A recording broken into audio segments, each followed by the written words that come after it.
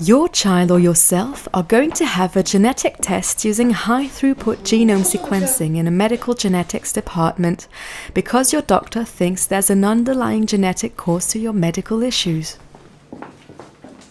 This analysis identifies the cause of the disease in a certain number of individuals depending on the type of disease. However, in the remaining individuals, the analysis will not have found the cause of the disease.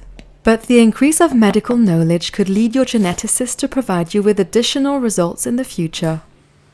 Written informed consent must be signed before this test can be performed.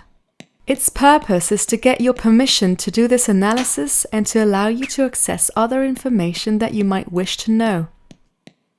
Even if this isn't why this analysis is performed, it could help identify genetic risk factors for diseases unrelated to the initial disease. There are several types of results. When the laboratory offers to access to this information, this mostly concerns diseases for which monitoring, prevention, or treatment measures exist. These findings are called secondary findings. For example, these genetic factors increase the risk of some cancers or heart diseases compared to the general population.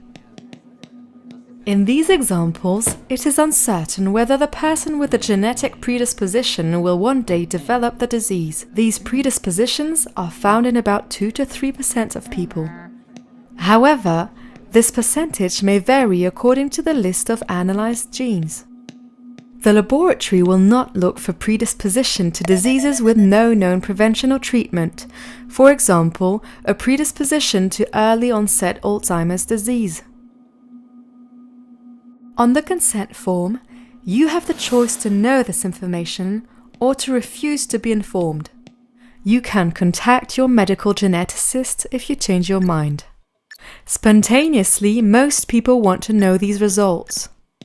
However, in families affected by these genetic predispositions, half of the people decide not to carry out the analysis because of the concern and the impact generated by the result.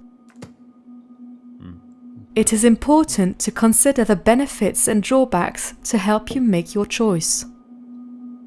On the one hand, the benefits are the identification of a predisposition to a disease allowing for early diagnosis and therefore better care, not only increasing the chances of healing, but also limiting the after effects of some treatments.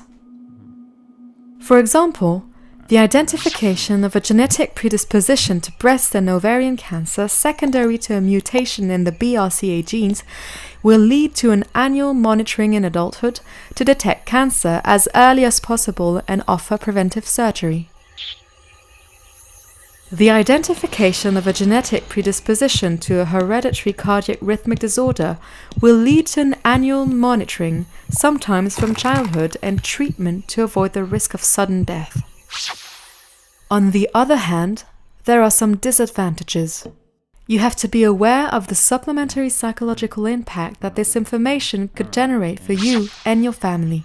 The identified factor is often present in one parent. However, each relative decides whether to consult and have the screening test or not. You will be responsible for communicating this information to your relatives who might be concerned.